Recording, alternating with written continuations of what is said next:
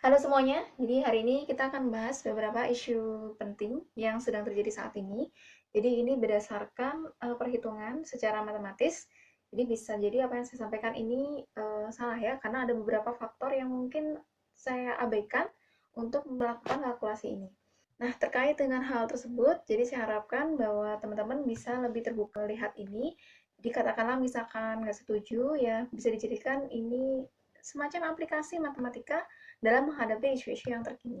Jadi saya sudah mendata pertumbuhan mengenai jumlah orang yang terinfeksi mulai dari hari pertama yaitu tanggal 2 Maret sampai dengan hari yang terakhir saya update dari video ini yaitu tanggal 30 Maret tahun 2020. Jadi misalnya saya lihat secara grafiknya ini termasuk sedalam grafik fungsi eksponen.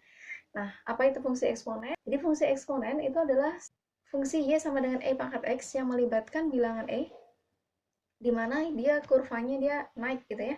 Jadi kalau kita berbicara mengenai fungsi eksponen, ada yang namanya laju pertumbuhan yang dikaitkan dengan fungsi eksponen. Nah, laju pertumbuhan di fungsi eksponen ini adalah berapakah pertumbuhan, di mana pertumbuhan itu dilakukan secara terus-menerus. Misalkan semacam pertumbuhan penduduk, itu akan ada yang lahir, ada yang meninggal. Nah, dalam kasus ini juga demikian. Ada yang terinfeksi, ada yang sembuh juga. Jadi laju pertumbuhan sendiri itu bisa dirumuskan dengan PT sama dengan P0 kali E pangkat R T. Gitu ya. Di mana PT ini adalah jumlah yang kita data dalam T. Kemudian kalau P0 ini adalah awal mulanya. Dan dalam kasus ini PT ini adalah yang akan kita hitung nanti. Misalkan kita ingin menghitung dalam waktu 30 hari atau 40 hari berapa jumlahnya nanti mencari PT ini.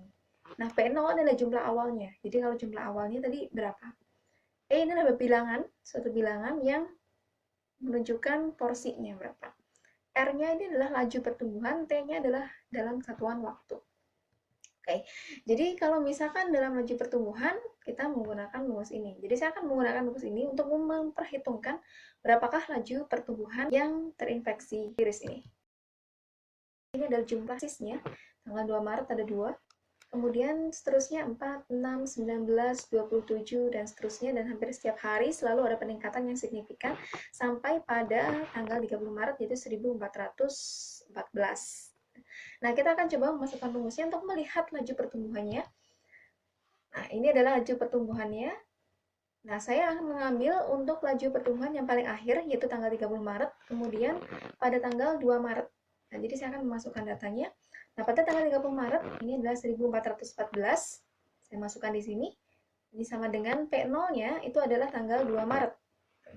Kali E ini adalah suatu bilangan, yaitu 2,71828, 1828.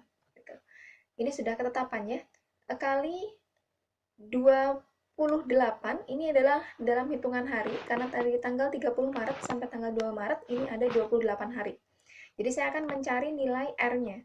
Nah, mencari nilai R-nya ini bisa saya hitung dengan menggunakan ln. R sama dengan 1/28 ln dari 1414 per 2. Sama dengan 0,234. Nah, apa artinya ini?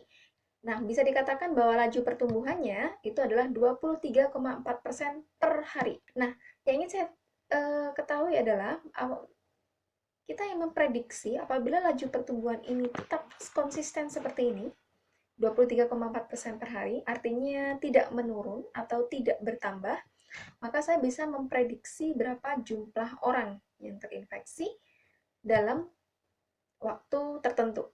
Jadi saya ingin memprediksi misalkan dalam waktu 60 hari, karena kita tahu R-nya adalah 0,23, maka kita bisa mencari PT-nya berapa jumlahnya, yaitu dengan mensubstitusikan yang sudah kita ketahui, yaitu berapa yang terinfeksi pada awal mula, yaitu 2. E adalah suatu bilangan ketetapan.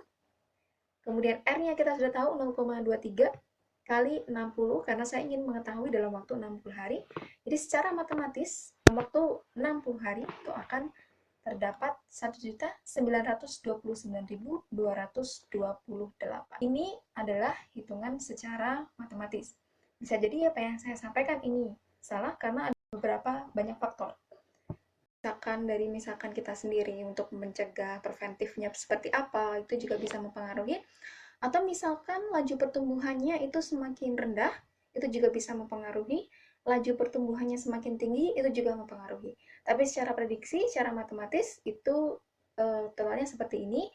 Tidak bermaksud apa-apa, ini hanya untuk memberikan semacam aplikasi, apa yang saya ketahui, untuk diterapkan dalam isu-isu yang terkini. Oke, semoga bermanfaat dan menambah ilmu yang baru bahwa ya setidaknya kita tahu bahwa matematika itu dekat dengan kita, secara statistik juga demikian. Semoga sehat selalu, semoga bermanfaat. Terima kasih.